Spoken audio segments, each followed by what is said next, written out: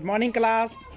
तो आइए हम लोग शुरुआत करते हैं सीडीपी के तहत एक बेहतरीन चैप्टर जो कि हमारे जीवन में भी काम आते हैं और ये आपके सीडीपी शिक्षण शास्त्र में बहुत जरूरी है। हर एग्जाम में से क्वेश्चन आते हैं टीचिंग लेवल्स पर। देखिए, सामाजिक रचना के रूप में लिंग, हम लोग सबसे पहले बात करेंगे सामाजिक के बारे में। सबसे पहले अगर आपसे कोई पूछे कि समाज क्या है तो आप कहते हैं कि हम जिस जगह पे रहते हैं वहां का अपना एक मूल्य होता है, रीति रिवाज होते हैं, परंपरा होते हैं, उसके बाद वहां का एक संस्कृति होता है। तो आप जिस जगह पे रहते हैं उसके मूल्य, रीति रिवाज, परंपरा और संस्कृति को अपने जीवन में उतारना या उसके अनुरूप अपने आप को बना लेना ही क्या कहलाता है? वो तो बुद्धि कहलाता है। ठीक है, लेकिन जब हम मूल, रीति रिवाज, परंपरा, संस्कृति को अपना लेते हैं तो वही हमारा क्या कहलाता है? समाज। समाज क्या है? जहां पे हम मूल्य को, रीति रिवाज को, परंपरा को, संस्कृति को वहां से सीखते नहीं, ये है समाज। समाज से ना हम लोग कहां से सीखते? सब मूल्य कहां से सीखते? आप लोग समाज से सीखते। रीति रिवाज, परंपरा, संस्कृति, ये सब कहां से आते हैं आपके अंदर? सब समाज से आते हैं। आपका व्यवहार जो होता है, आपका व्यवहार यानी आपका व्यवहार ही समाज का क्या होता है? आपका जो व्यवहार है ना वही समाज का दर्पण है। नहीं, यानी कह सकते हैं कि आप क्या दिखाते हैं, क्या करते हैं, वह सब दिखाता है कि आप कैसे समाज से। नहीं, आपका समाज यानी आपका व्यवहार ही समाज का क्या है? एक आईना है। नहीं, आपका व्यवहार जो है वह एक आईना के रूप में समाज के रूप में काम करता है, वही दिखाता है। आपका व्यवहार दिखा देता है कि आप किस समाज से आते हैं, अच्छे से या बुरे से। और इन चीजों को, इन शब्दों को अपने आप में उतार लेना ही क्या कहलाता है? सामाजिकता कहलाता है। नहीं, आप जब समाज के अनुरूप अपने आप को बना लेते हैं तो उसी को हम लोग क्या करते हैं? सामाजिकता करते हैं। समाज से क्या बनता है? सामाजिकता बनता है। और आप यह भी पढ़ चुके हैं कि समाज जो होता है उसका सबसे छोटी इकाई परिवार होता है। परिवार समाज का छोटा रूप होता है। नहीं, यानी आप जैसे परिवार से आते हो वैसे ही समाज का आपका क्या होता है? निर्माण होता है। अब रचना, रचना का मतलब होता है बनाना, कंस्ट्रक्ट करना, निर्माण करना। तो आपके समाज का जो रचना करता है उसके रूप में हम देखने चले किसको? लिंग को। सबसे पहले अगर हम लिंग की बात करें तो लिंग को इंग्लिश में या तो जेंडर कहा जाता है या सेक्स कहा जाता है, यही ना है आपका। लेकिन उसके पहले कि हम आगे बढ़े, एक इस टॉपिक के आने से पहले हम सोशल कंस्ट्रक्ट के बारे में जानना चाहते हैं। सोशल कंस्ट्रक्ट यानी सामाजिक रचना, समाज का रचना किससे होता है उसके बारे में जानते हैं। तो सिंपल सी बात है, आपका जो समाज है उसकी रचना किससे होता है? तो समाज का जो रचना होता है वह दो चीजों से मिलकर होता है। एक होता है मेल और एक होता है फीमेल, यानी नर प्लस नारी दोनों मिलकर इस समाज का निर्माण करती है। नहीं, तो अब सवाल है कि हमारा समाज नर और नारियों से मिलकर बनता है, और जब दोनों एक दूसरे के साथ समायोजन करते हैं तो उसी से क्या कहलाता है? समायोजन का मतलब संबंध बनाना। समायोजन का मतलब है दोनों एक दूसरे को किस रूप में समझते हैं। समायोजन का मतलब है कि दोनों अपने आप के विचारों को कैसे लेकर चलते हैं। समायोजन का मतलब होता है आप समाज के अनुरूप नर नारी जो है नहीं, वो जिस रूप में दर्शाते वही आपका क्या कहलाता है, आपका समाज। यानी समायोजन का मतलब ही होता है यहाँ पे अपने आप को किस रूप में बनाते हैं, दोनों समझदारी से किस प्रकार से काम लेते हैं। क्योंकि समाज का निर्माण कौन करता है, नर और नारी करती है। और नर नारी जब तक एक दूसरे से समायोजन नहीं करेंगे, दोनों एक दूसरे के साथ वार्तालाप करके एक अच्छे प्रगति की ओर बढ़ेंगे नहीं, तब तक अच्छे समाज का निर्माण हो सकता है। अब दिन भर पति पत्नी आपस में लड़ते रहेंगे, झगड़ा करते रहेंगे, एक दूसरे के शिकायत करते रहेंगे, दूसरे के बारे में बात करते रहेंगे, तो क्या आपका समाज अच्छा बन सकता है? तो एक अच्छे समाज के निर्माण के लिए सबसे पहले दोनों एक दूसरे का समायोजन करके समाज का निर्माण करते हैं, ठीक है। और दोनों मिलकर बच्चों को सामाजिक मूल्य, सांस्कृतिक मूल्य, नैतिक मूल्य आदि सिखाते हैं, तो एक समाज का निर्माण करते हैं। तो अब समाज कैसा होगा यह पूरी तरीके से निर्भर करेगा नर और नारी के आपसी संबंध पर, कि किस प्रकार से दोनों संबंध रखते हैं, ठीक है। या तो वो एक दूसरे के साथ अच्छे से समायोजन करें, या एक दूसरे के साथ क्या करें, एक शिकायत पर ही आधारित हो जाए। नहीं, तो समाज में दोनों का अपना महत्व है, नर का भी उतना ही महत्व है और नारी का भी उतना ही महत्व है। नहीं, अब 50-50 की हम बात नहीं करते, लेकिन दोनों को क्या होना चाहिए, एक अधिकार मिलना चाहिए। अगर पूजा पाठ नारी करती है तो साथ में नर को भी करना चाहिए। नहीं, अगर महिलाएं या नारी घर का काम करती है तो पुरुष को भी उसमें क्या करना चाहिए, हाथ बटाना चाहिए। मान लीजिए कि अगर स्त्रियां अगर खाना बना रही है तो पुरुषों का काम है कि झाड़ू लगा दे, नहीं, प्लस अगर पुरुष झाड़ू लगा रहे थे, स्त्री का काम है सब्जी काटे, या एक सब्जी काट रहा तो एक सब्जी को चढ़ाए, तो दोनों को मिलकर। लेकिन ये कहां से सब होगा, ये संभव कहां से होगा, आपके परिवार से होगा। क्योंकि आप जैसा व्यवहार करेंगे वैसा ही आपके बच्चे देखकर आने वाली पीढ़ी के साथ व्यवहार करेंगे। अगर आपके घर में यानी माता प्लस पिता यानी नर प्लस नारी दोनों अगर घर के कामों में हाथ देती है, बाजार दोनों जाती है, अगर पिता नहीं तो क्या माता ही जाके बाजार से सामान लाती है, घर का काम बाहर का काम जो भी है वो दोनों यानी प्रतिबंधित नहीं हो, दोनों में रुकावट नहीं हो, तो उससे क्या होता है, एक अच्छे परिवार का निर्माण होता है। लेकिन अगर वर्चस्व की भावना आ जाए, अब नर कहे कि तुम्हारा काम है घर में रहना, नर कहे नारी को कि तुम्हारा काम है घर पे रहना, किसी से मतलब नहीं रखना, तो क्या हो जाएगा, फिर एक तरफ खींचेगा और एक तरफ खींचेगा। जैसे किसी भी जनरल जो गाड़ी होती है 2 चक्के वाले, अगर उसका एक चक्का पंक्चर कर दिया जाए तो क्या गाड़ी आगे बढ़ेगी? उसी प्रकार से नर अगर नारी को नहीं समझती है और नारी नर को नहीं समझती है तो एक अच्छे परिवार का, एक अच्छे समाज का निर्माण करना दुर्लभ हो जाएगा, मुश्किल हो जाएगा, और हम एक अच्छे समाज का निर्माण नहीं कर सकते और न हम अपने एक देश का निर्माण कर सकते। इसीलिए दोनों को समान रूप से आगे बढ़ना चाहिए और प्लस दोनों को विचार मिलाकर चलना चाहिए।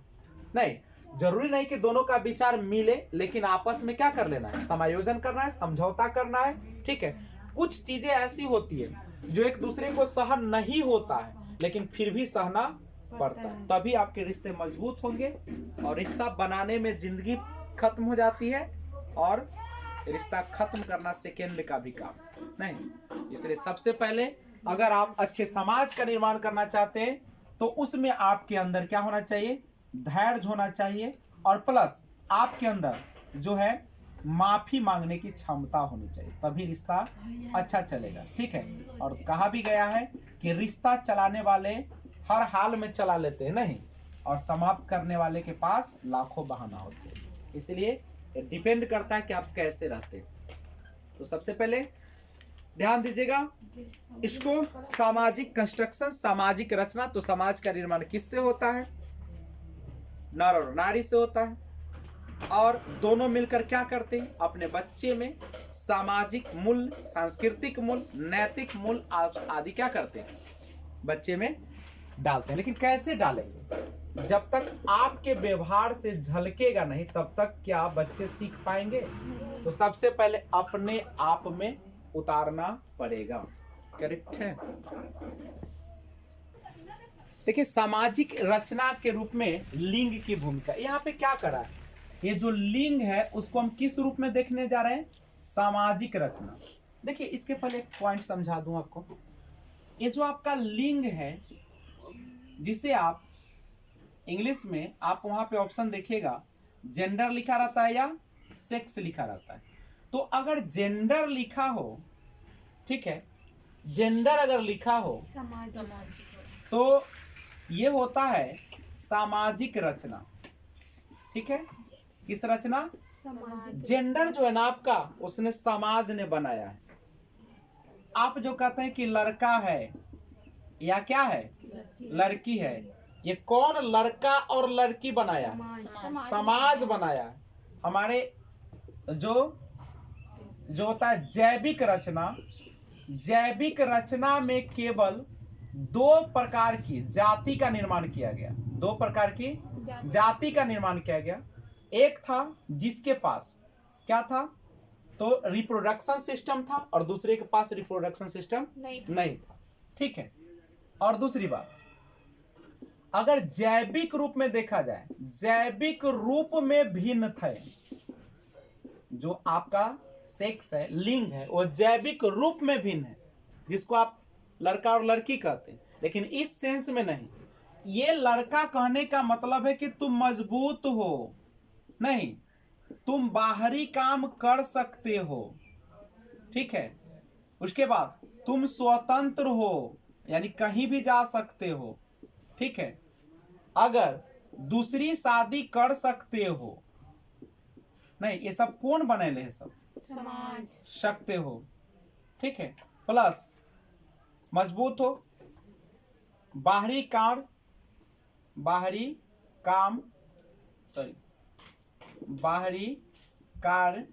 कर सकते हो, तुम स्वतंत्र हो, दूसरी शादी भी कर सकता है, प्लस एक चीज और,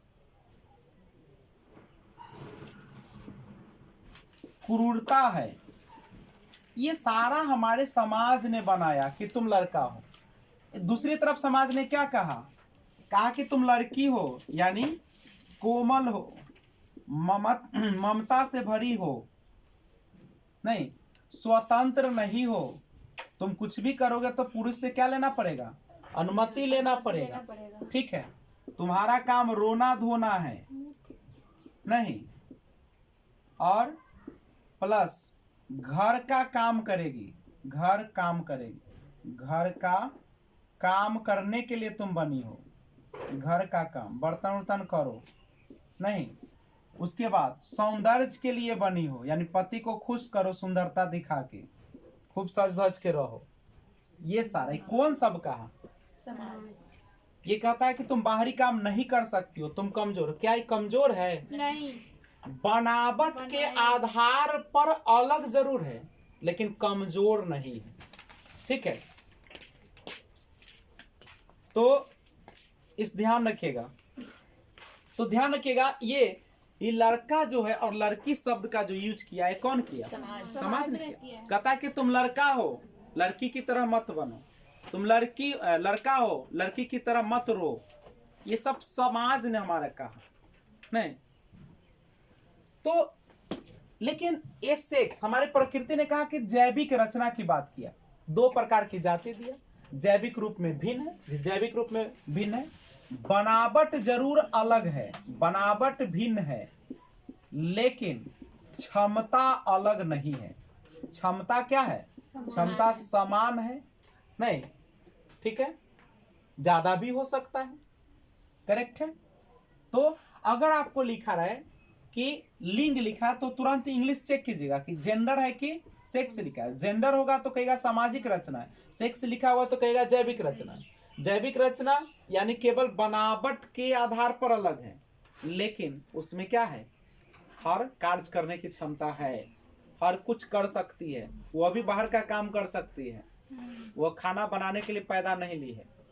ठीक है, उसके बाद ये है आपका मेन टॉपिक। इसको देखिए, यही से पूरा एक टॉपिक चलता है। ठीक है, जो आज हमारा समाज ग्रस्त हो गया है सामाजिक रचना के कारण, वही तो बर्बादी का कारण बन रहा है, नहीं। तो सामाजिक रचना के रूप में हम लोग देखने जा रहे हैं किसको? लिंग को। लिंग के किस रूप में देखेंगे? समाज के अनुसार देखेंगे, समाज क्या कहता है। ठीक है, तो उसके सिंपल सा बात है कि समाज को बनाने के लिए दोनों ही लिंग जरूरी है। सामाजिक रचना के रूप में अगर हम बात करते हैं लिंग की, तो ये इधर का टॉपिक है आपका, ये इसका आप बोल रहे हैं। तो सिंपल हम यही कहेंगे कि समाज को बनाने के लिए, समाज को बनाने के लिए दोनों ही लिंग जरूरी है। दोनों ही लिंग जरूरी है, चाहे वह स्त्री हो या कौन हो? पुरुष हो। बिना, अगर हम कहें स्त्री और पुरुष के बिना क्या समाज का निर्माण हो सकता है? नहीं। जब तक दोनों का समायोजन न हो, दोनों अगर अच्छा नैतिकता न दिखाए, सांस्कृतिक मूल्य न दिखाए, नहीं, सांस्कृतिक मूल्य न दिखाए और प्लस कह सकते हैं सामाजिक मूल्य न दिखाए, तब तक हम समाज की कल्पना नहीं कर सकते। इसीलिए, और दूसरी बात, हम एक को दबाकर दूसरे के बिना कभी भी कल्पना नहीं करेंगे कि हम अच्छे समाज से हैं। करेक्ट है? किसी भी समाज की पहचान उसकी स्त्रियों से होती है। अगर उसकी स्त्रियों को इज्जत नहीं है, मर्यादा नहीं है, उसको अच्छे नजर से देखा नहीं जाता, इसका मतलब है कि आप समाज में एक बहुत ही गंदे समाज में रहते हैं और उस समाज को क्या कर देना चाहिए? छोड़ देना ही बेहतर है। नहीं, क्योंकि वही उसके बच्चे भी सीखेंगे। लेकिन ऐसा है क्या? आज तो पूरा इसका उल्टा हो गया है। अच्छा समाज तभी बनता है जब दोनों को समानता का अधिकार दिया जाए। ये बहुत इंपॉर्टेंट है। अच्छा समाज अगर आपको बनाना है, अच्छा समाज तो क्या करेगा? अच्छा समाज में दोनों को क्या मिलती है? समानता मिलती है। दोनों को समानता हो। ये समानता बहुत इंपॉर्टेंट चीज है जिसको हम इक्वालिटी कहते हैं। अब इक्वालिटी, बराबरी, हम कहते हैं कि लड़का लड़की में अंतर नहीं है, तो क्या आप कहिए कि आप 5 कुंटल नहीं उठा सकते हैं, लड़का उठा सकता है? नहीं। ये तो जैविक है, जो शरीर की बनावट है, लेकिन क्षमता है उसके पास, हर चीज में तुलना कर सकता है। अब हम पुरुष को कहेंगे तुम बच्चा पैदा कर दो, तो कर देगा? नहीं कर सकता। तो हम कहें कि नर नारी दोनों इक्वल नहीं है, दोनों समान है, लेकिन किस चीज में? क्षमता में।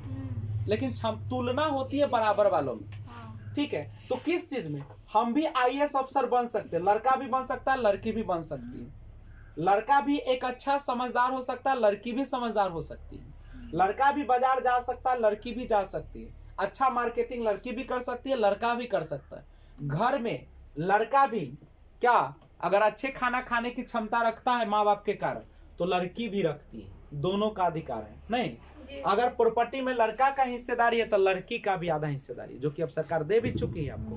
नहीं, तो ये है इक्वालिटी। अगर कोई कहे कि लड़का लड़की समान है, अगर आपको कह दे कि क्या तुम ना ट्रक चला सकते हो, तो बिल्कुल चला सकते हो। तुम 5 कुंटल उठा सकते हो, तो ये तुम गलत बोल रहे हो, क्योंकि शारीरिक बनावट अलग है दोनों का। लेकिन ऐसा नहीं कि बराबरी नहीं है बराबरी। नहीं, अगर नहीं है बराबरी तो तुम अजमा लो, दोनों को इक्वल। बच्चा जब जन्म लेता है उसके बाद दोनों को सेम वातावरण में रखो, जहाँ पे माता पिता दोनों खाना बनाते हैं तो दोनों बच्चा भी खाना बनाएगा। नहीं, और वह जो समाज बनेगा सबसे अच्छा। याद रखिएगा, घर में खासकर आप लोग जब रहते हैं तो ज्यादा कोशिश कीजिए कि लड़का लड़की में अंतर न कर पाए। यही से आपका समाज का खराबी आता है, यही से हम लोगों का नैतिकता का पतन हो रहा है। जो कि समाज में आप देखते हैं सड़क पर लड़कियों को तंग किया जाता है, इसका घर जिम्मेदार कौन है? माता पिता है। आप घर पे जब भी रहे तो एक काम जरूर करें कि पिता भी खाना बनाने का काम करे, माता भी करे। झाड़ू लगाना है तो माता भी लगाएगा, पिता भी लगाएगा। कपड़ा धोना है तो माता भी धोएगी, पिता भी, ताकि बच्चा आपसे सीखे। आप ये मत सोचे कि बगल वाला क्या कहता है, समाज क्या कहता है, क्योंकि हम समाज को चेंज करने चले, उसके लिए आपको तो सहना पड़ेगा। हाँ, पुरुष अगर खाना बनाना होगा तो कुछ देर के लिए लोग हंसेगा, क्योंकि मेंटालिटी है खराब। नहीं, लेकिन जब वही बच्चा देखेगा तो कहेगा मेरी तो मम्मी, देखेगा कभी कभी बच्चा जब खेलता है और तो कहेगा कि हमारे तो पप्पू खाना बनाते हैं, मेरा मम्मियों बनाती है। इसका मतलब उसका मेंटालिटी चेंज हो गया है। वो कहता है नहीं, लड़का लड़की में अंतर नहीं। देखिएगा छोटा बच्चा जिसके घर में, जैसे मेरे घर में मेरा वो है अंश, तो कहता है कि वो जब जैसे एक दिन देखे कि दोनों बतिया रहे थे, मेरे चाचा का वो है, तब वो कह रहे थे कि लड़की है छोटी सी, तो वो कह रहे थे कि खाली मम्मी लड़का खाना नहीं बनाता, लड़की बनाती। तो ये अंशुआ कह रहा था कि मेरे तो पप्पो बनाते हैं, मेरे यहाँ तो लड़कों बना खाना, लड़कों बनाता है, लड़कियों हम बनाएंगे। खेल रहा था तो ये बच्चा सीख रहा है आपसे, और ये तभी सीखेगा जब आप हंसने के चक्कर में रहे कि हमारा दूसरा क्या कहेगा, तब तो आपको खुद ही आप बर्बाद हो ही रहे, आने वाले पीढ़ी को बर्बाद करेंगे। और वही रोड पर जो रोड पर जितने भी लड़कियों को तंग किया जाता है, इसका जिम्मेदार तो माता पिता। अगर शुरू से दोनों में बराबरी रहता नहीं तो कभी भी ऐसा हालात होती नहीं होता, आराम से जाती, लड़की भी जाती लड़का भी जाता, कोई दिक्कत नहीं होता। गायन प्रतियोगिता जब होता है तो देखिए गीत गाने के लिए जब भी कोई आता है, स्वागत गान में लड़की को रखा जाता है। फूल बरसाना हो तो लड़की क्या रहेगी, लड़का क्या ना रहेगा, नहीं। तो बराबरी का हिस्सेदारी होना चाहिए। नहीं, अगर गाना गाता है तो लड़की भी गाती है, तो लड़कों को भी गाने का मौका मिले। डांस प्रोग्राम में तो लड़की क्या करेगी, लड़कों करे। क्रिकेट खेलना है चाहे फुटबॉल खेलना है तो लड़की भी खेले, क्योंकि हमारे यहाँ पे नहीं है ग्राउंड, नहीं, इसलिए नहीं खेल पाते। नहीं, और इसको चेंज करना पड़ेगा। अभी नहीं कि आप बुढ़ारी में आप जाके खेलने लगेगा, पता चलेगा पूरा गांव वाला तमाशे बना देगा। नहीं, तो वो शुरुआत होगा कब से, बच्चा से होगा ना। अब हमारे पूरे गांव के अभी जो छोटे छोटे बच्चे हैं तो वो खेलेंगे तो कोई दिक्कत है, धीरे धीरे पनप जाएगा सब। तो सबसे अच्छा समाज बनाने में दोनों में समानता समानता क्या समझिएगा, इसके लिए दो शब्द आता है, एक होता है इक्वालिटी और एक होता है इक्विटी। ध्यान दीजिएगा इस शब्द को, बहुत बेहतरीन शब्द है। अब जो लड़का या लड़की है उसमें इक्वालिटी किया जाए कि इक्विटी किया जाए, इक्वालिटी नहीं, हम समानता की बात नहीं करते हैं, हम उसके साथ इक्विटी की भी बात करते हैं। दोनों का समानता, लेकिन कैसी समानता, तो देख लीजिए, मान लीजिए कि एक लड़का है, ठीक है, तो यहाँ पे लड़का खड़ा होके यहाँ पे कोई दृश्य चल रहा है, ठीक है, यहाँ पे दृश्य चला है, तो लड़का यहाँ से खड़ा होके देख रहा है, सेम देखो, तीनों को सेम सामान दिया गया है। एक लड़की, यहाँ पे लड़की है छोटी है, ठीक है, एक लड़की या लड़का और छोटा है। अब देखिएगा तीनों को समान चीज तो आपने दिया, लेकिन दृश्य यहाँ चल रहा है, इसके इतना पर चल रहा है, तो क्या यह तो देख रहा है, लेकिन क्या यह देखेगा, यह देखेगा। मान लीजिए कि यहाँ पे हम हैं और यहाँ पे दीवार खड़ा हुआ है, हम यहाँ पे कुछ लगा दिए तो दीवार के बाहर देख रहा है, वो छोटा बच्चा है, ये सामान है नीचे बेस, लेकिन क्या देख पाएगा, नहीं। तो क्या आपने इसको हम कहते हैं इक्वालिटी, इसको हम लोग क्या कहते हैं, इक्वालिटी। लेकिन इक्विटी क्या होता है, देखिए उस दृश्य को देखने के लिए आपको मैंने यह सामान दिया, छोटी थी तो मैंने इसके लिए थोड़ा सा और डबल कर दिया, ये और छोटी थी इसके लिए और डबल कर दिया, अब तीनों क्या हो गया, लेवल पर आ गया। हाँ। ये इक्विटी है, समझ गए। इसका मतलब है कि हम लड़कियों को या लड़कों को उसके जरूरत के अनुसार, किसके अनुसार, उसके आवश्यकता, ये बराबरी का मतलब ये है, जरूरत के अनुसार सुविधा देना ही समानता है। जिस प्रकार के जिसको जरूरत है उसी प्रकार का, बात समझ रहे हैं। मान लीजिए कि अगर कोई चीज है, जैसे उछलने कूदने का जहां तक सवाल है, लड़का सामान से उछल रहा है, ठीक है, तो लड़की भी उछल सकती है, लेकिन उसके लिए मौका देना तो पड़ेगा ना, उसके जरूरत के अनुसार ना दिया जाएगा। अब कहें कि लड़के वाला ड्रेस लड़कियों के पहना के खुद का दे, कि जरूरत के अनुसार ही देंगे, जो उसकी जरूरत है उसके अनुसार होगा, ड्रेस भी वैसा ही होना चाहिए, ठीक है। तो इक्वालिटी का मतलब है सिंपल, आपने बराबरी तो किया लेकिन जरूरत का ख्याल रखा क्या। लेकिन इक्विटी में क्या होता है, आप जरूरत का भी ख्याल रख रहे हैं, कि लड़का जैसे पढ़ने जा रहा है लड़का और लड़की दोनों, तो क्या वहां हम कहते कि क्लास में समानता होनी चाहिए। समानता मतलब क्या, अगर मान लीजिए कि झंडा का लाठी बनाना है तो लड़की भी बनाए लड़का भी बनाए, नहीं। अब कहिए कि नहीं, अब ऐसा थोड़ी है, अब कहिए कि हाँ वॉशरूम है तो लड़का का अलग हो लड़की का अलग, ये अलग चीज है, बायोलॉजिकल टर्म है, तो वो अलग होगा, लेकिन यह अलग थोड़ी होगा। तो हर चीज में समानता कर सकते हैं क्या। अब कहीं ड्रेस बदलने के लिए लड़का बदल लेता है खुले में, लड़कियों बदल ले खुले में, तो ये समानता की बात नहीं, ये बायोलॉजिकल टर्म है। आप लोग गौर से इस पॉइंट को समझिए, क्योंकि यही से समानता आएगी। अगर कोई ऐसा शब्द बोलता है तो वो बिल्कुल गलत बोलता है। क्या ऐसा हो सकता, बायोलॉजिकल चीज है ना, तो बायोलॉजिकल चीज अलग होती है, नहीं। तो हम बराबरी का मतलब ये थोड़ी है कि लड़की भी जाकर नदी में कूद के नहाने लगे, लड़कों कूदने लगे, ये बराबरी का मतलब नहीं है, लेकिन अवसर मिलेगा ना दोनों को। तो समानता का मतलब कभी बायोलॉजिकल चीज पर नहीं करेंगे, बायोलॉजिकल जैविक चीज जो हमको ईश्वर ने दिया है, ठीक है, क्षमता है, क्षमता होगा, पढ़ना लिखना है, सबको समानता होगा, पूजा पाठ है, सबको समानता है। लड़की क्यों पूजा करेगी? छठ मनाने तो लड़की कला करेगी, लड़कों करे, शौक से करे। तो हमारे समाज में तो बना दिया गया कि पूजा मम्मी सिखाती है, सबका जिम्मेदार मम्मी होती है, सबका जिम्मेदार। एक लड़की कमजोर हुई है तो लड़की से हुई है, लड़का कमजोर नहीं किया ना। शुरू से उसको कहते तू बर्तन मैजो, खाना बनाओ। क्या खाना बनाएगी? तुमको पढ़ने का उम्र, खाना कला बनाएगी? तुम बनाओ, जन्म कला दी है, न दो, न देती तो न बनाते। क्या सिंपल सी बात है। तुम बना रहे हो। पूजा करना है तो लड़कियों को कहे सोमवारी करो, बीफे करो, काली पूजा करो, लड़का क्या ना करते। तो ये सारा चीज जो है इसको पहले नोट कीजिए, तो आगे बढ़ते हैं। तो यहाँ समानता की बात अगर करते हैं तो दोनों को दिया जाए। पुरानी परंपराओं के कारण समाज में स्त्रियों का समान नहीं समझा जाता है। सबका जिम्मेदार कौन है? पुरानी परंपरा, ठीक है, जिसकी वजह से स्त्री वर्ग के साथ भेदभाव किया जाता है। एक अच्छा समाज बनाने के लिए दोनों ही लिंग की जरूरत है, क्योंकि अकेला व्यक्ति या अकेली स्त्री समाज का निर्माण नहीं कर सकती। यदि दोनों मिलकर समायोजन करे तो अच्छा समाज बना सकते हैं। अतः सामाजिक रचना के लिए लिंग की भूमिका जरूरी है, दोनों लिंग की जरूरत है। नहीं, चलिए लिंग, आप सभी जानते हैं कि लिंग को हम दो तरीके से देखते हैं, एक सेक्स के रूप में और एक जेंडर के रूप में। जनरली कहा जाए तो जेंडर एक जैविक रचना है, सॉरी सेक्स जो है कैसी रचना है? बायोलॉजिकल कंस्ट्रक्ट है। यह जो है आपका बायोलॉजिकल कंस्ट्रक्ट है, यानी एक जैविक संरचना है जो जीवों में प्रकृति के द्वारा प्रदान किया गया। जेंडर जो है आपका एक सोशल कंस्ट्रक्ट है, एक सामाजिक रचना है जो किसने बनाया? समाज। तुम लड़का हो, लड़की की तरह मत बनो, ये कौन बनाया? समाज। और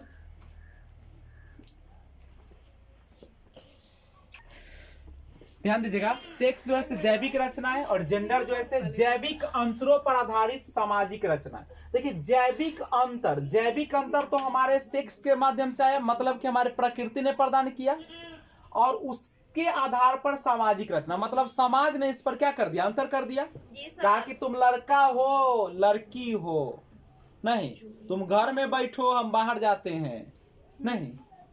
उसके बाद शारीरिक असमानताओं पर आधारित, ये सेक्स जो है क्या होता है? भगवान ने शरीर में अंतर बनाया, एक के पास रिप्रोडक्टिव सिस्टम दिया और एक के पास नहीं दिया। सामाजिक मानकों पर आधारित, ये समाज ने मानक बना दिया। अगर मान लो किसी की आर्थिक स्थिति ठीक नहीं है तो कोशिश करता है कि लड़का को पढ़ने के लिए भेजे, लड़की को भेजता है, लेकिन इसमें होना चाहिए था कि जो पढ़ने वाला लड़का चाहे लड़की उसको भेजता, नहीं तो दोनों को भेजता, नहीं तो किसी को नहीं भेजता। लेकिन क्या लड़की तेज भी है, लड़का भोथर भी है, तब भी अगर पैसा की कमी है तो दोनों को भेजने लायक नहीं है तो किसको भेजेगा? पहले प्रायोरिकता। हम लोग जो लंबी लंबी बात करते हैं कि ना हम लड़का लड़की में अंतर नहीं करते हैं, लेकिन अगर ऐसा केवल सुनने के लिए, चूंकि अभी अब क्षमता है इसीलिए ऐसा बोल रहे हैं, जैसे पैसा कमेगा तो आप लड़की को नहीं भेजिएगा, किसको भेजेगा? लड़का को। अगर अच्छा ड्रेस खरीदना हो तो पहले कोशिश कीजिएगा लड़कवा के निमन खीन दे ना, वैसा ही होता है, आपके कहने से नहीं हो जाता है क्या? ठीक है, आपके मन में कहीं ना कहीं बसता है कि लड़कवा है महान, लड़कवा वंश चला है, थोड़ा बुढ़ारी में देखत कि तो कपड़ा भी खरीदते हैं तो उस समय एक बार सोचते होंगे, ऐसा करते हैं कि लड़का को न खरीदे लड़की के खरीद दे, नहीं करिएगा। लड़का लड़की को खरीदेगा तो लड़कों को भी खरीदते हैं हम लोग, ठीक है। उसके बाद हार्मोनल परिवर्तन के आधार पर जो शरीर में आपके हार्मोन्स होते हैं उसके आधार पर भी क्या होता है? परिवर्तन होता है। जेंडर जो होता है रीति रिवाज, परंपरा और मूल्य के आधार पर भी होता है, करेक्ट है। तो ये आपका सेक्स और जेंडर में अंतर।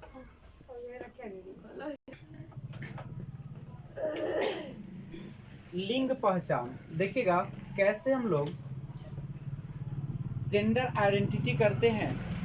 तो जेंडर आइडेंटिटी जो होता है वो आपका जैविक कारक और सामाजिक कारक के रूप में होता है। जैविक कारक क्या है? आनुवंशिक संरचना, प्रसव पूर्व एवं जन्म के बाद विभिन्न हार्मोन का स्तर और उनकी अंतःक्रिया। जैविक कारक यानी बायोलॉजिकल जो टर्म है वह कैसे पता चलता है? तो आनुवंशिक संरचना, जो कि आपके माता पिता से एक रचना में संरचना मिलती है। प्रसव पूर्व यानी जन्म से पहले एवं जन्म के बाद जो विभिन्न प्रकार के हार्मोन्स का स्तर होता है और उनकी अंतःक्रिया, यही ना होता है। जैसे पुरुषों का दाढ़ी आ जाना, ये अंत क्या है? हार्मोनल चेंज है, क्योंकि हार्मोन्स की मात्रा ज्यादा है। स्त्रियों को दाढ़ी ना आना यानी हार्मोन की कमी है। यानी ये के कहाँ से आती है? ये सब आनुवंशिक संरचना है जो वैसे ही रहती है। नहीं, ऐसा थोड़ी है कि हम किसी भी पुरुष के हार्मोन्स को ऊपर से कम कर सकते हैं, ऐसा तो नहीं है। अब जबरदस्ती करते हैं अलग चीज है, लेकिन बाय नेचर जो होता है वो ऐसा नहीं होता। हार्मोन्स की मात्रा स्त्रियों में कम और पुरुषों में अधिक होती है, जिसके कारण और जो भी शरीर में आपका चेंजिंग आता है, आप एक लड़की की तरह दिखते हैं, एक लड़का की तरह दिखता है, ये सब का कौन कारण होता है? हार्मोन्स होता है। नहीं, हार्मोन्स अगर हटा दिया जाए तो कोई अंतर नहीं रहेगा। सामाजिक कारक, लिंग भूमिका, परिवार एवं समाज के द्वारा निर्धारित लिंग आधारित व्यवहार, जैसे जिसके पास रिप्रोडक्टिव सिस्टम है उसको नीचा समझना नहीं, और स्त्रियों को समाज में नीच दृष्टि से देखना, ये सारा का सारा कहां से आता है? परिवार और समाज के द्वारा निर्धारित है। जिस तरीके से उन्होंने निर्धारित किया वैसा ही समाज में क्या हो रहा है? व्यवहार होते आ रहा है। तो ये है आपका लिंग पहचान। आइए इस पर और बात करते हैं। चलिए देखिएगा, जेंडर आइडेंटिटी और जेंडर रोल्स, लिंग पहचान और लिंग भूमिका। गौर कीजिएगा, कहता है कि पुरुष या महिला के रूप में स्वयं की व्यक्तिगत अवधारणा को ही क्या कहते हैं? लिंग पहचान। देखिए, पुरुष या महिला के रूप में खुद की व्यक्तिगत अवधारणा, ये व्यक्तिगत अवधारणा है। यहाँ समाज में लड़का या लड़की नहीं है, ये आप लोगों ने खुद बना लिया है ना, कि हम लड़की है, हम बाहर नहीं जा सकते हैं, हम लड़की हैं, नहीं, हम क्या नहीं कर सकते, बाजार से अपने जाकर अकेले खरीद नहीं सकते। ये सब कौन बने ले? ये आप अपना खुद का विचार बने ले कि हम लड़की हैं। ठीक है, तुम खुद को दबाते हो। तुम रक्षाबंधन क्यों मनाते हो? यही शो करते हो कि तुम कमजोर हो, तुम्हारी रक्षा तुम नहीं कर सकते हो, तुम्हारा भाई करेगा, मतलब तुम कमजोर हो, मजबूत है। ये सब कौन बने ले?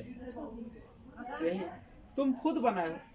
समाज में ना तो लड़का है ना लड़की। जब तक तुम खुद को नहीं सोचोगे, आज जो उतना बड़ा बड़ा लड़की सब क्रिकेटर है, जिम्नास्टिक है, नहीं है, मुक्केबाजी है, तो क्या वो लड़की के रूप में वहां पहुंची है? वो कभी अपने आप को लड़की समझे तो जा पाती वहां? उन्होंने एक अपने कौन चीज को, एक जैविक जो संरचना है उस रूप में अपने आप को देखे कि दोनों में समान गुण है, हम भी कर सकते हैं तो वो भी कर सकता है। जब तक तुम खुद से नहीं हारोगे ना, तब तक दुनिया का कोई नहीं हरा सकता है। नहीं तो स्वयं की व्यक्तिगत अवधारणा ही आपको लिंग पहचान कहते हैं। तुम खुदे मान लेते हो कि हम औरत है, हमको काम है खाना बनाना, हमारा काम ही है बच्चों का सेवा करना, तो सोचो, ठीक है, दूसरे का कुछ जाता है। लैंगिक पहचान, इसी को देखिए, किसी व्यक्ति का अपने जेंडर के प्रति आंतरिक भावना, यानी आपके अंदर जो लड़की है या लड़का है उसका आप खुद क्या करते हैं? समझ रखते हैं, जागरूकता रखते हैं, भावना रखते हैं, तभी तो आप फील करते हैं ना कि हम लड़की है। मनोवैज्ञानिक अवस्था, खुद को लड़का या लड़की के रूप में देखना एवं बाद में औरत और मर्द के रूप में देखना, ये सब कहां से आती है? आपके व्यवहार से आती है। सब कहां से आती है? आपके व्यवहार से आती है। तो इसको बदलने की क्या है? जरूरत है। और बदलेगा कौन? कौन बदलेगा? जब तक आप खुद नहीं बदलिएगा तब तक कोई नहीं बदल सकता। आप जिंदगी भर यही कहते रहेंगे कि सब ऐसा ही करता है, तो करते रहिए। शुरुआत कब किससे होती है? अकेले होती है। शुरुआत जो हमेशा होती है, बड़े बड़े जो काम होते हैं वो खुद से की जाती है। एक बड़ा अच्छा कोटेशन है जिसको देखेगा, ये सीमन जो व्यूअर है, सीमन व्यूअर, इन्होंने कहा था कि one is not born but rather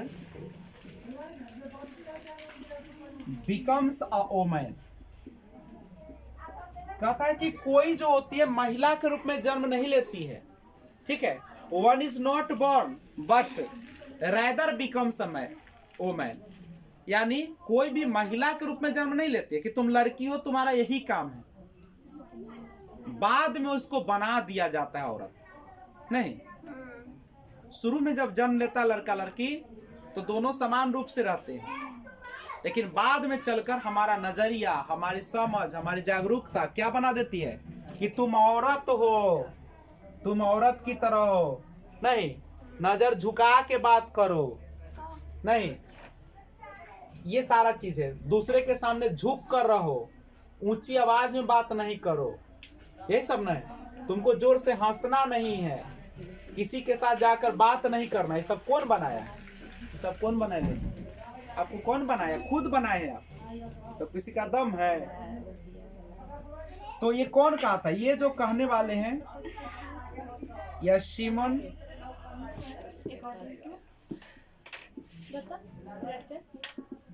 यही है शिमन वीवर, यही कहते कि महिलाएं जन्म नहीं लेती है महिला के रूप में, बल्कि उसको बना दिया जाता है या बन जाती है खुद।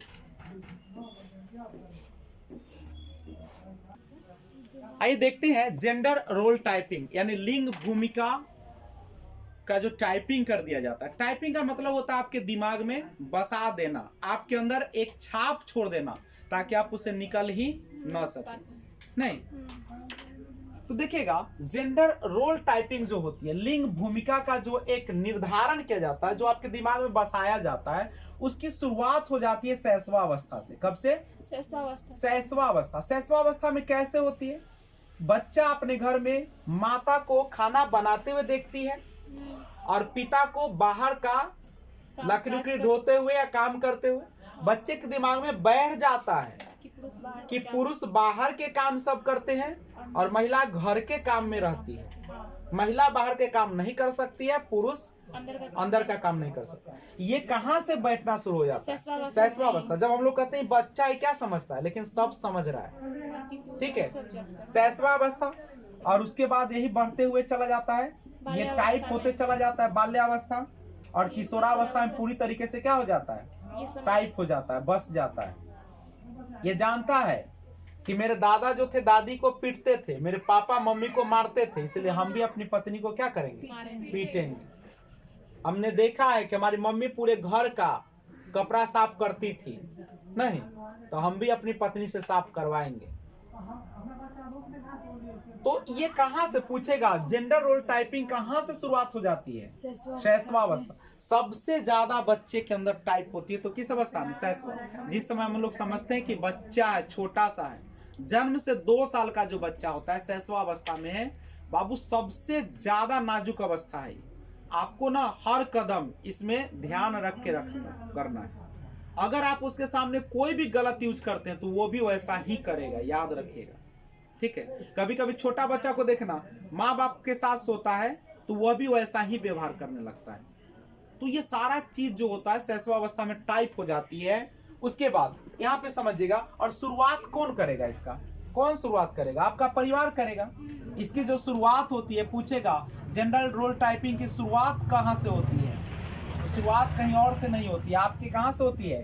परिवार से होती है। परिवार में भी कौन इसका होते हैं? माँ और पिता होते हैं। नहीं, यही सबसे ज्यादा अहम भूमिका कौन निभाते हैं? माँ। चूंकि माँ ही जो है एक लड़की को सिखाती है कि तुम लड़की हो, लड़की की तरह रहो, लड़कों के साथ नहीं रहना है, बात नहीं करना है, घर में रहना है, खाना बनाना है, बर्तन धोना है, तुम गुड़िया से खेल सकती है, बैट से नहीं खेल सकती है। ये कौन सिखाती है? माँ सिखाती है। और यहीं से उसके दिमाग में टाइप हो जाता है कि नहीं, हम लड़की है, हमको चुपचाप सहना पड़ेगा। अगर मेरे साथ कुछ भी होता है तो हमको क्या करना पड़ेगा? सहना पड़ेगा। उसको पहले ही सिखाया जाता है। और दूसरा जो है इसमें, जो शादी विवाह होता है, जैसे ही एक लड़की विवाह होकर जाती है उसके दिमाग में बसा दिया जाता है कि तुम बहू हो, नहीं, और तुम्हें हमेशा मर्यादा में रहना है। कोई भी बाहर से पुरुष आएंगे तुमको बात नहीं करना है, फुल्की नहीं मारना है। ये सब कहाँ होती है? तुम बहू हो, तुम्हारा काम है घर को संभालना, बच्चे को संभालना, जो भी अतिथि आते हैं उसके लिए खाना बनाना, हर चीज करना, यानी गुलामी सिखा रहा है। तो विवाह के बाद ठीक है, और वहां पे कहा जाता है कि अब तुम बेटी नहीं हो, अब बहू हो किसी का, इसलिए अब इज्जत जो है मेरे परिवार का है। ठीक है, अगर देखते हो शादी के बाद किसी के पत्नी को कुछ भी तंग किया जाता है तो वो नहीं बोलती, कला नहीं बोलती है, क्योंकि उसका साथ देने वाला कोई नहीं। अगर उसके साथ कुछ हो भी जाता है तो पति को भी नहीं बताती, क्योंकि पति भी उसकी बात को समझने वाला, इसलिए वो मन ही मन अपना दबा के रोती रहती। ये है बाबू रोल टाइपिंग। प्लस मीडिया बहुत बड़ी भूमिका निभाती है।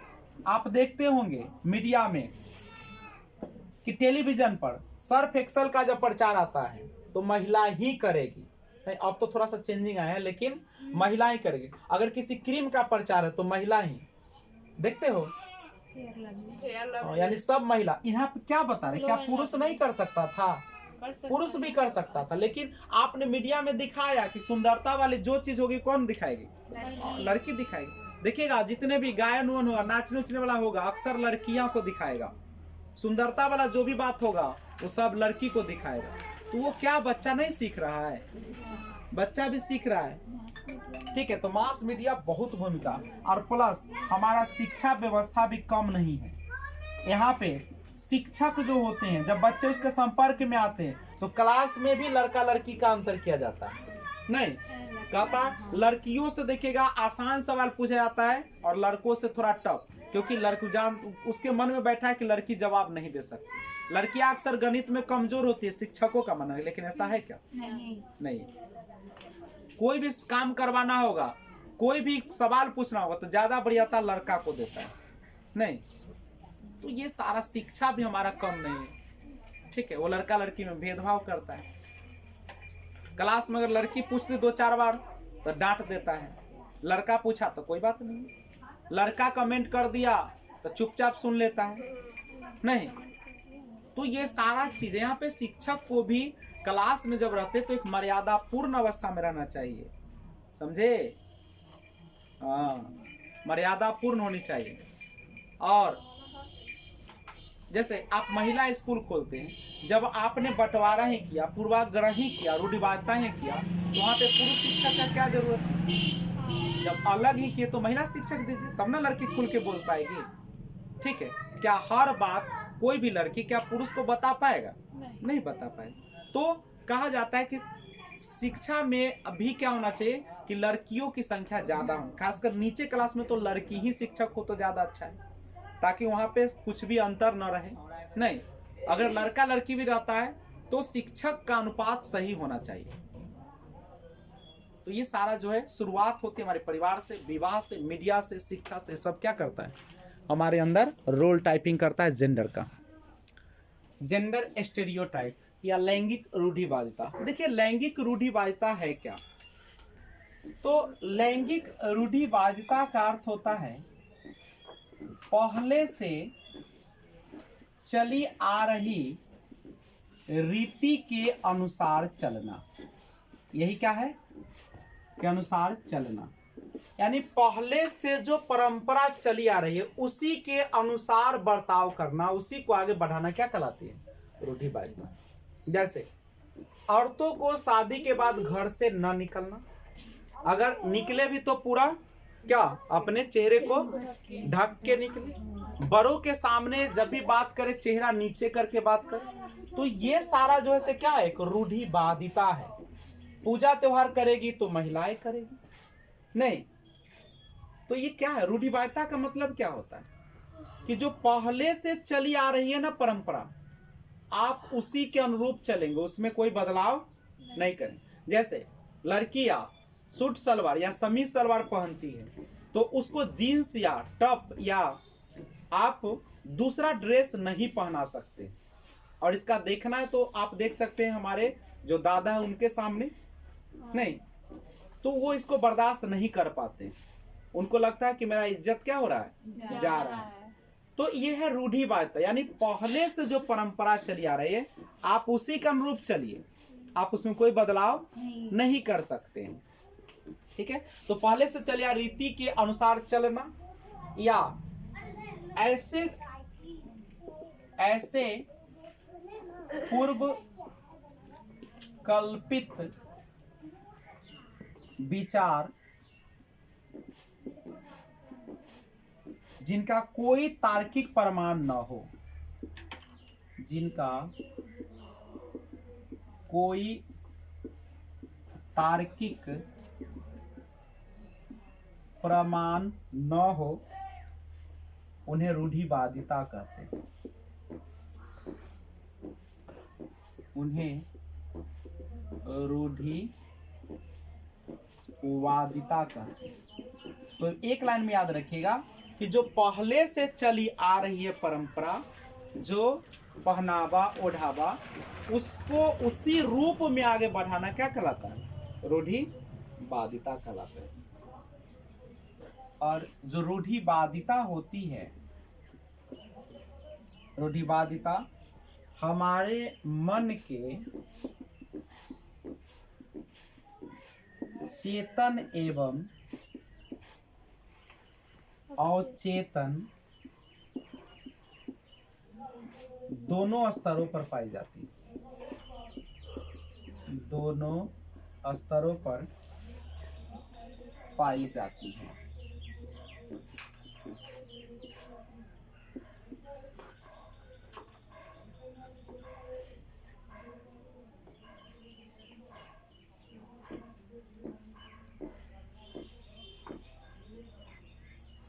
आपका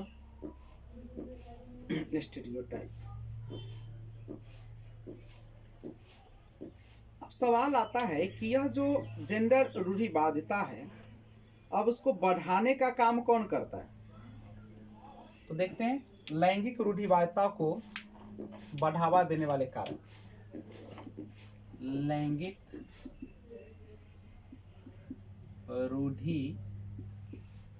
रूढ़िवादिता को बढ़ावा देने वाले कारक, बढ़ावा देने वाले कारक कौन कौन से ऐसे कारक है जो इसको बढ़ावा देते हैं? तो कौन देता है? सिंपल सी बात है, शुरुआत हर चीज की कहां से होती है? परिवार। यानी बच्चे में किसी भी प्रकार की कमी हो रही है तो सबसे बड़ा जिम्मेदार उसके माता और पिता है, क्योंकि उसने ध्यान नहीं दिया। परिवार के बाद समाज एवं संस्कृति। दूसरा जो सबसे ज्यादा इसको बर्बाद करता है या रूढ़िवादिता को बढ़ावा देता है, तो आसपास के लोग या उसके दोस्त, यही ना करते हैं। ठीक है, मैं कहता कि अपने घर से ज्यादा पड़ोसी को चिंता रहता है। तो ये तीसरा पाठचर्या, पाठचर्या में भी दिखाया जाता है, नहीं वहां पे दिखाया जाता है। क्या दिखाया जाता है? कि माता कपड़े साफ कर रही है और पिता बैठा हुआ है। तो ये सब पाठचर्या में भी दोष है, इसको भी सुधारना चाहिए।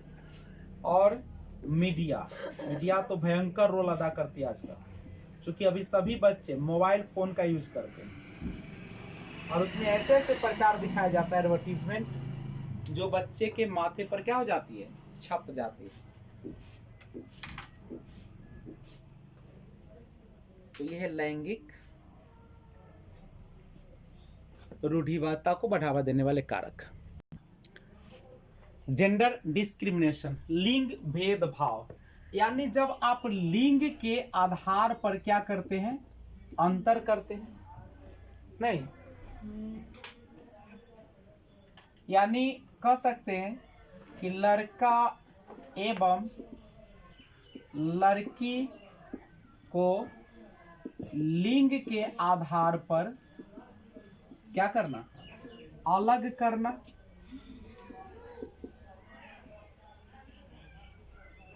उसके अनुसार सुविधा प्रदान करना,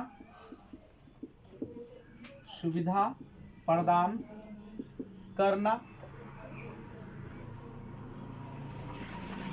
लड़की को पढ़ने पर जोर न देना, लड़के को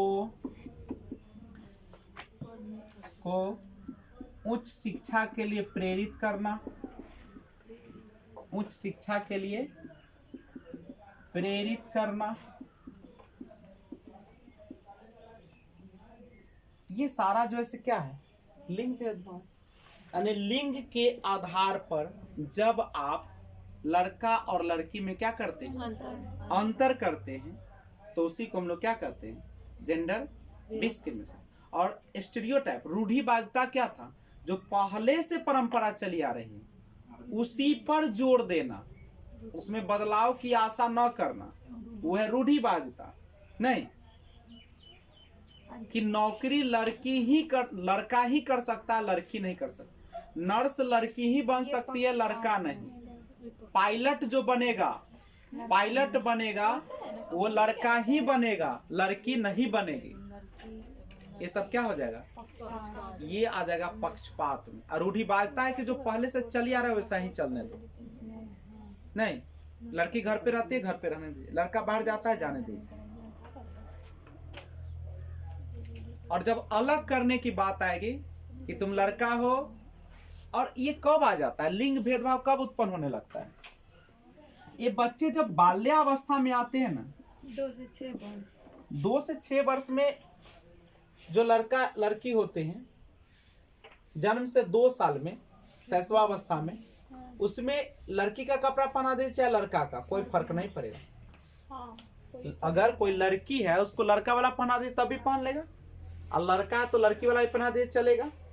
ऐसे जिसको बेटी नहीं रहता, बेटा तो छोटा छोटा बच्चा को लड़की वाला ड्रेस पहनने ले चलता है, कोई दिक्कत नहीं। लेकिन जैसे ही बाल्यावस्था में आएगा, ठीक है, 2 साल से 6 साल की जो अवस्था है, अब इसमें लड़का अगर है तो लड़की का ड्रेस नहीं पहनेगा, नहीं पहनेगा। और लड़की अगर है तो लड़का का ड्रेस नहीं पहनेगा, वो खोल के फेंक देगा। लड़का जो है लड़की के साथ, और लड़की जो है लड़का के साथ नहीं रहना चाहेगा। दोनों को अगर एक बिछावन पर सुला दीजिएगा, नहीं सोएगा।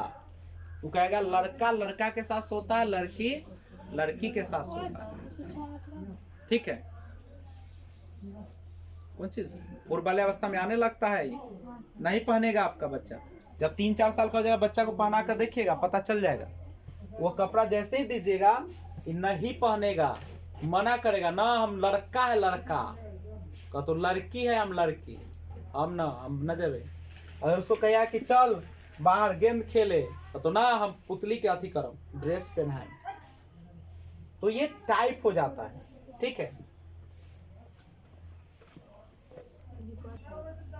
लड़की एवं लड़का को लिंग के आधार पर अलग करना, उसके अनुसार सुविधा प्रदान करना, यही आपका लिंग भेदभाव। देखिएगा जेंडर बायसनेस क्या होता है, लैंगिक पक्षपात या देखिए, जेंडर बायसनेस का मतलब होता है किसी एक को कमतर आंकना, किसी एक को कमतर आंकना। यानी लड़की श्रमिक को कम मजदूरी, लड़का को ज्यादा। देखते हो अपने यहाँ भी आता है धान रोपने, तो औरत को कम पैसा देता है और मर्द को ज्यादा, लेकिन क्या रोपती तो दोनों ज्यादा है। हमें तो लगता है औरतें ज्यादा रोप देती है, वो बनलावास तक खैनी खाने लगता है ना। तो देखिए ये क्या है, ये सब दूर होना चाहिए भाई। अब हाँ, अब औरत सब आती है तब बोलती है कि ना अगर उसको ज्यादा देते हैं तो हमको भी उतना देना है, तुम नहीं रोपे। अब आ रहा है, लेकिन जनरली यही ना है, लड़की श्रमिक को कम मजदूरी दिया जाएगा, लड़का को ज्यादा। अब यहाँ पे समझिए, यानी आप किसी भी आधार पर, किसी भी आधार पर चाहे कार्य हो या पढ़ाई हो, में किसी को कम अवसर प्रदान करना, यही क्या कहलाता है, ये कहलाता है लैंगिक पक्षपात या पूर्वाग्रह। मतलब एक को नीचे गिराना, एक को नीचे समझना, ठीक है, यही है पूर्वाग्रह। यानी दोनों को बराबर नहीं समझना, किसी को ज्यादा और किसी को कम, यही है पक्षपात। यानी अगर हम इसको फिक्स करें तो कह सकते हैं कि किसी भी या किसी व्यक्ति के लिंग के आधार पर, लिंग मतलब कौन सा लिंग? सामाजिक संरचना, सामाजिक रचना, लिंग के आधार पर उसके साथ पक्षपातपूर्ण या पूर्वाग्रह से ग्रसित व्यवहार करना ही क्या कहलाता है? लैंगिक पक्षपात या पूर्वाग्रह कहलाता है।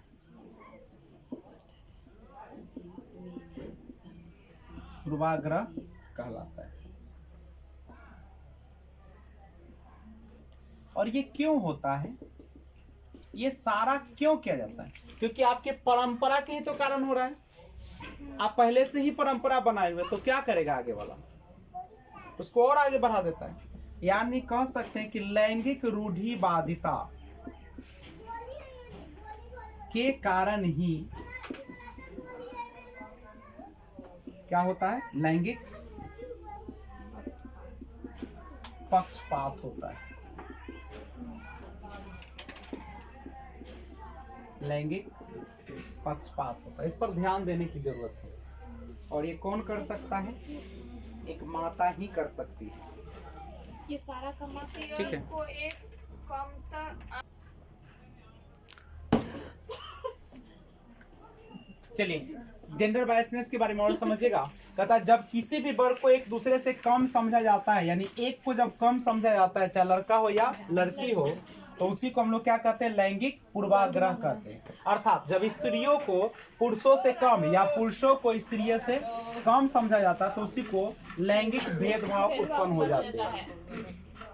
इसमें क्या होता है कि एक दूसरे को नीचा दिखाने की कोशिश करता है। किया जाता है। नहीं, लड़की जो है लड़का को नीचे गिराना चाहता है, और लड़का जो है से लड़की को को। नीचे गिराना चाहता है। लैंगिक पूर्वाग्रह का आधार स्त्रियों को कम आंकना होता था, स्त्रियों को पुरुषों से कम आंका जाता है। जनरली लैंगिक पूर्वाग्रह का शिकार कौन होती है? लड़कियां होती है, जिसको हमेशा पुरुषों से कम आंका जाता है। उदाहरण के लिए देख सकते, लड़कों को खाना थाली में दिया जाता है, जबकि लड़कियों को हाथों में दिया जाता है। तो ये जो है क्या किसको जन्म देती है? लैंगिक रूढ़िवादिता।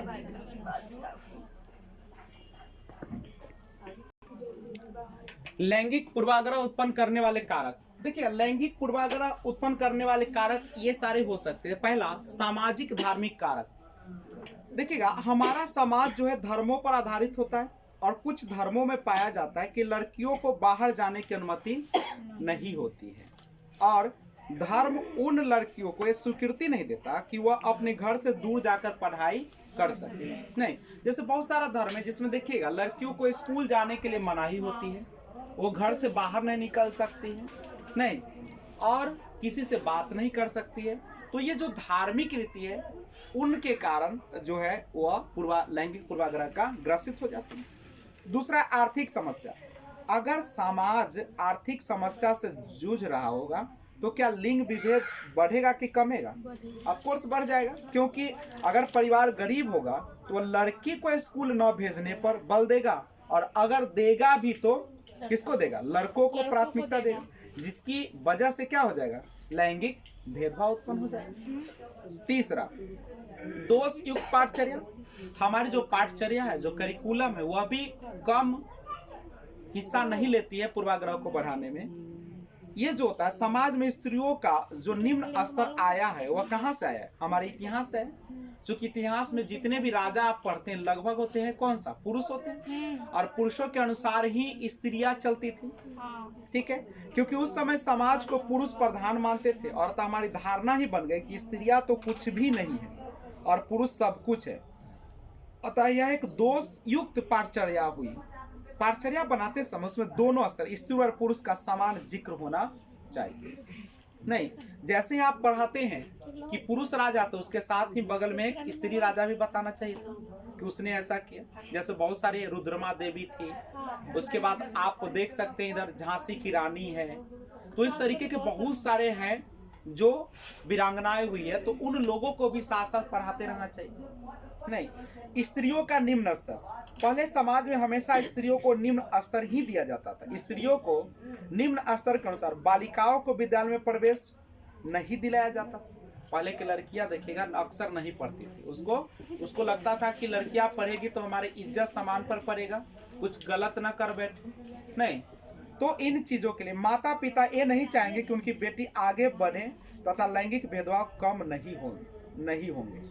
क्या विद्यालय में जाएगा नहीं, शिक्षा ग्रहण करेगा नहीं, तो फिर क्या होगा, लैंगिक भेदभाव बढ़ेगा। अशिक्षित माता पिता, बच्चों पर माता पिता का बहुत ज्यादा असर होता है। अशिक्षित माता पिता होने की वजह से उनको शिक्षा का महत्व नहीं पता होता और वो ये नहीं समझ पाते कि हम लड़की को पढ़ाते हैं तो कितना अच्छा होगा। उनका दिमाग में एक ही चीज रहता है कि लड़कियां पढ़कर क्या करेगी, लड़कियां पराये धन हम क्यों खर्च करें, यही सब न चीज होता है।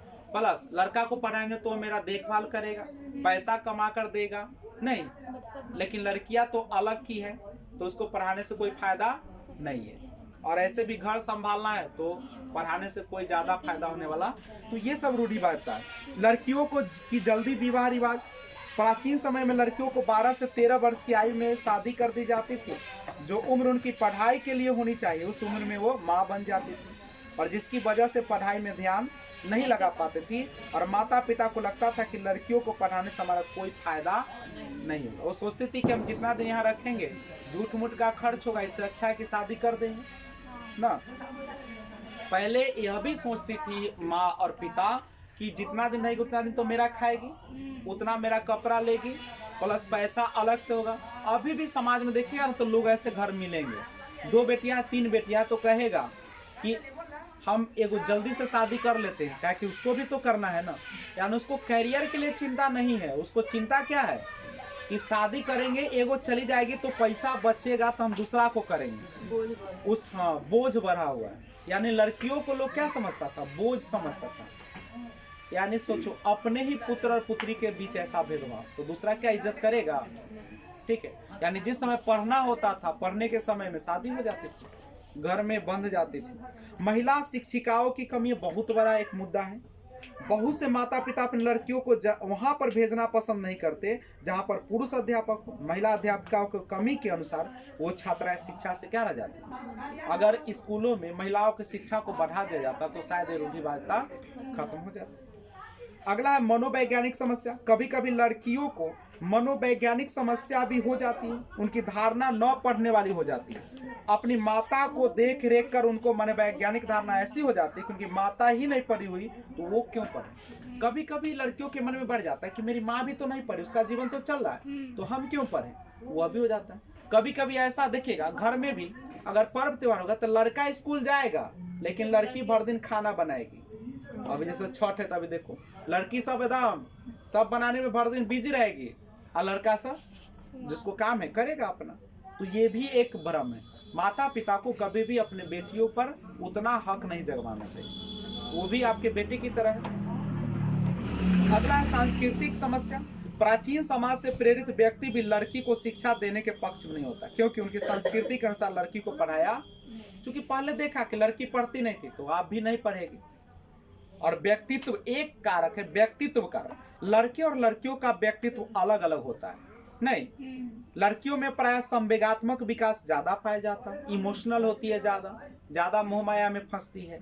उसके सामने अगर थोड़ा थोड़ा बात कह दिया जाए दुख वाला तो वो जल्दी समझ जाती है और मोह हो जाती है ना। अगर उसके सामने रो दीजिएगा तो समझेगी वो ऐसे में ना बर्बाद होता है। तो लड़कियां प्रायः कोमल सहन करने वाली पाई जाती है, अतः दोनों का व्यक्तित्व अलग अलग होने की वजह से भी उनमें लैंगिक भेदभाव क्या हो जाते हैं। इन तमाम चीजों के बाद अब एजुकेशनल इम्प्लीकेशन क्या है, शैक्षिक अनुप्रयोग क्या है, शिक्षा में हम कैसे इसका प्रयोग करें।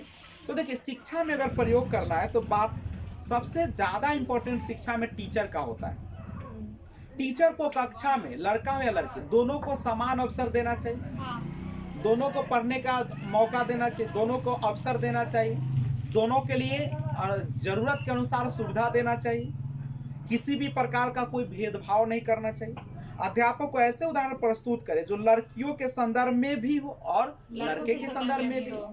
ऐसा नहीं कि आप खाली एग्जाम्पल देते जा रहे हैं, किसका, नील आर्मस्ट्रॉन्ग का देते जा रहे हैं, सुनीता विलियम्स है, कल्पना चावला, इस सब का देते ही नहीं।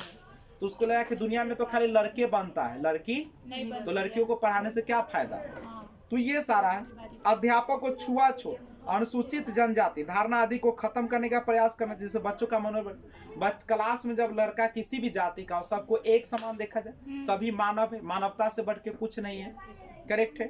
जो माता पिता अपने लड़कियों को नहीं पढ़ाना चाहते उनके साथ मिलकर उन्हें समझाना चाहिए कि आज लड़कियां भी लड़के से कम नहीं है। लड़कियां को अगर पढ़ाइएगा तो ये शिक्षित बनेगी। जैसे आपकी बहू भी तो है लड़की एक, आप जिसको जैसे आप सोचते कि आपकी बहू अच्छी हो, पढ़ी लिखी हो, उसी प्रकार भी तो किसी के घर में जाएगी तो समझदार होगी। तो इस तरीके से समझा सकते हैं।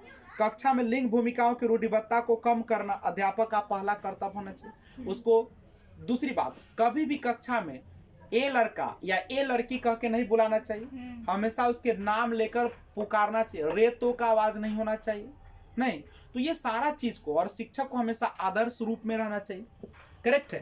तो ये सारा चीज अपना कर आप लैंगिक पूर्वाग्रह को क्या कर सकते हैं, खत्म कर सकते हैं। और अगर ऐसा नहीं करते तो फिर आप समाज के विकास की कल्पना, एक अच्छे परिवार की कल्पना नहीं कर सकते हैं। और बच्चे को हर हाल में यह सिखाइए कि लड़का और लड़की सभी एक है। खाली कहने से हो जाएगा नहीं। आप अपने घर में वैसा व्यवहार कीजिए और करिए। नहीं, जब तक आप लड़का लड़की दोनों यानी पति पत्नी, मेन रूप से पति पत्नी पर ही बात आती है, जैसा पति पत्नी करेगा वैसा उसका बच्चा करेगा, ठीक है, और वही देखेगा वैसे ही आगे बढ़ेगा। तो आप चाहते कि समाज में रूढ़िबद्धता खत्म हो, सभी एक दृष्टि से हो, सड़क पर कोई लड़की चले तो अच्छे से चले, कोई इस पर बुरी नजर ना डाले, तो वो शुरुआत कहाँ से करना होगा, अपने घर से करना होगा, और आपको करना पड़ेगा। ठीक है। जय हिंद।